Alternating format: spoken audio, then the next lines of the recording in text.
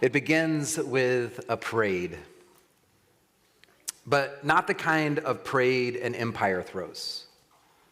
Not legions of people marching in, not trumpets blasting, or with rulers flexing their strength. Instead, Jesus enters Jerusalem riding a donkey, not on a war horse, surrounded by peasants and friends. And they wave branches and they cry out, Hosanna, which means save us. But they don't yet know what that salvation is going to cost, or even what kind of king that they're welcoming. Now, historians tell us that during Passover, there were two processions happening that day. On the west side of the city, Pilate was entering the gates with a show of force to remind all the Jews who were celebrating the Passover in that space the power over them. He entered from the west gate, and he had war horses and battle gear, and crowds were actually required to go to that gate to watch.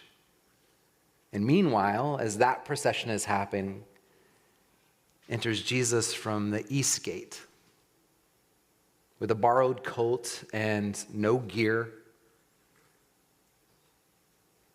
So, two processions, two different identities of what a kingdom can look like.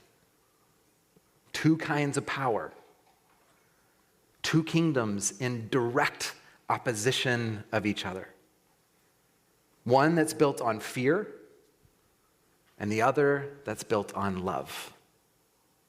One that maintains its power through violence, and one that is carried forward through vulnerability. One that is deeply rooted in the domination of peoples, and the other that is rooted in mercy and kindness.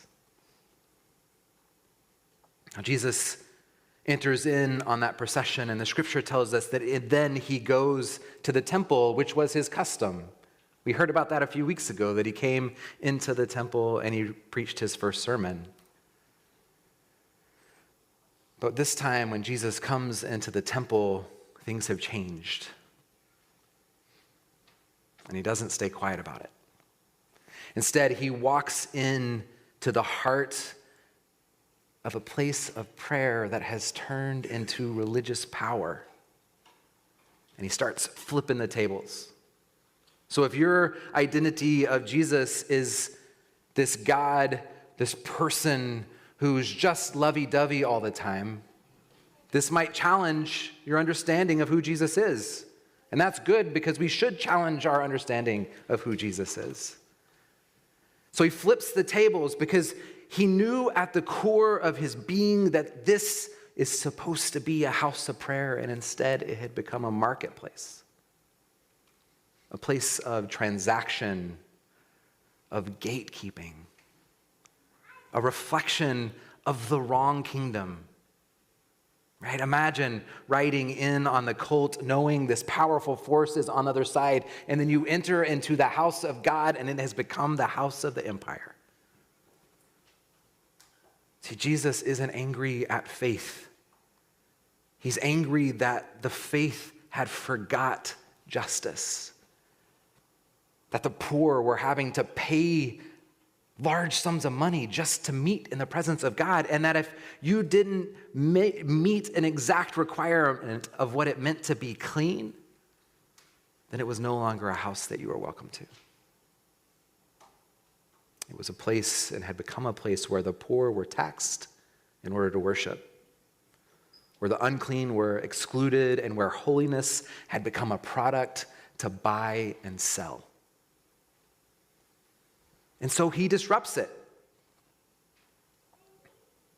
And then the scripture continues on that last line, and it says, and he went to the temple every day and taught. Then later that week, we know the story goes on, that Jesus gathers with his disciples in a borrowed room to celebrate this Passover, which was why everybody was in the city. A Passover meal which reminds people of God's liberation throughout human history, about how God had cared with them with this manna and mercy and fed his people through this exodus and brought new life and a new home to the people. But his friends didn't know that it was going to be their final meal together. And you can tell because they're arguing. And they're arguing about the stupidest of things. Who's going to be the greatest? Right? You ever had that dinner conversation? Which one of us is greatest? Who's going to sit at the right hand of Jesus when all this is done? And it's in the midst of that conversation that Jesus begins to unrobe himself and kneels in front of them and begins to wash their feet. And then he invites them to the table to remind them of God's manna and mercy and remind them of God's liberation. And he breaks bread and he pours out wine and he redefines power. The greatest among you must become the least. The leader must be a servant. This is a new table. It's the table of a new kind of kingdom. It's a table of manna and mercy.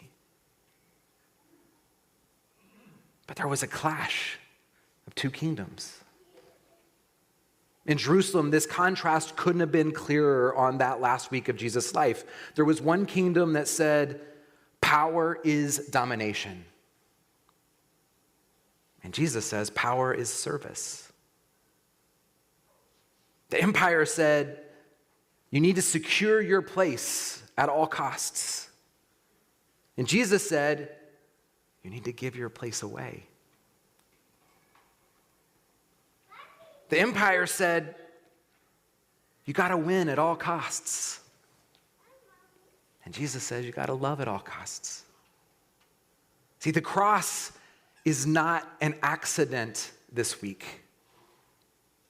It is the empire's response to the threat of love. Jesus didn't die because he failed. He died because he succeeded in showing a better way, and the empire could not tolerate it. His way exposed their way. And they did what the empire does. They chose to silence him. But in doing so, the empire revealed its own emptiness. Because the cross wasn't the end, it was the unveiling of everything to come. See, the crowd, even Jesus' followers, wanted a king who would overthrow Rome. And Jesus refused to play their game. He said, you don't even know what you're asking for. He didn't outfight the empire, which is what they all wanted. He outloved it. He didn't come to seek to replace one set of rulers with another set of rulers. He came to dismantle the very idea that power could ever be built on exclusion. He came to offer a new kingdom where forgiveness is greater than vengeance, where humility is greater than status, and where sacrifice will always be greater than self-preservation. And this kingdom,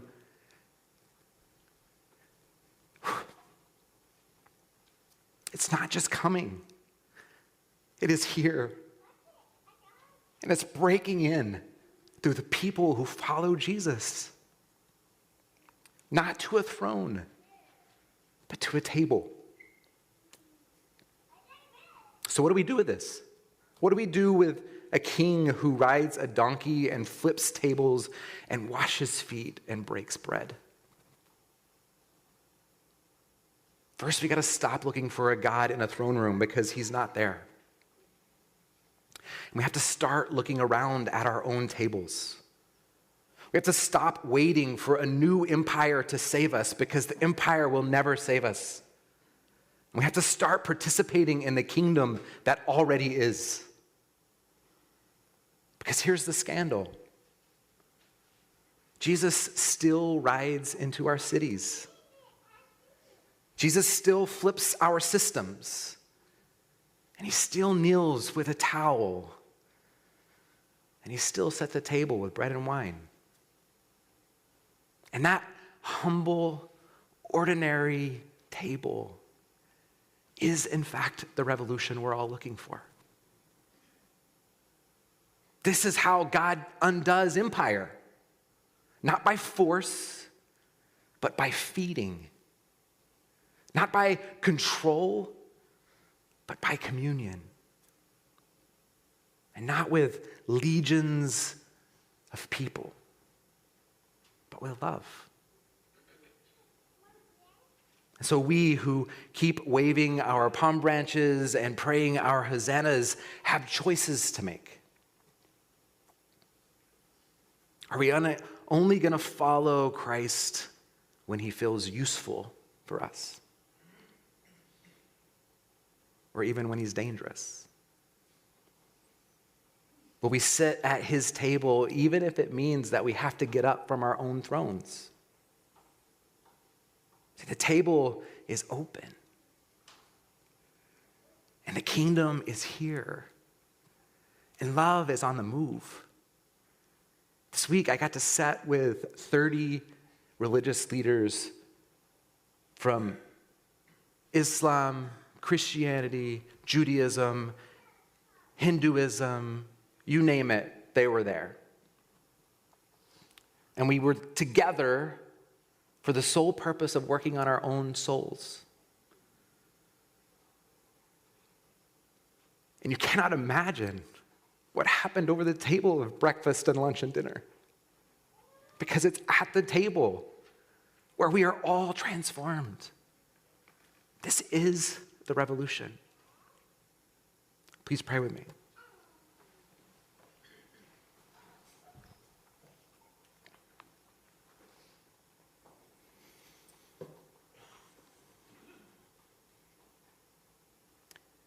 God, as we come to your table, help us to release the empire that resides within us and to step into your kingdom where we are family, where we are one in your presence, where we are your children. And release ourselves to your grace and your manna and your mercy. Feed our weary souls. Mend our broken hearts.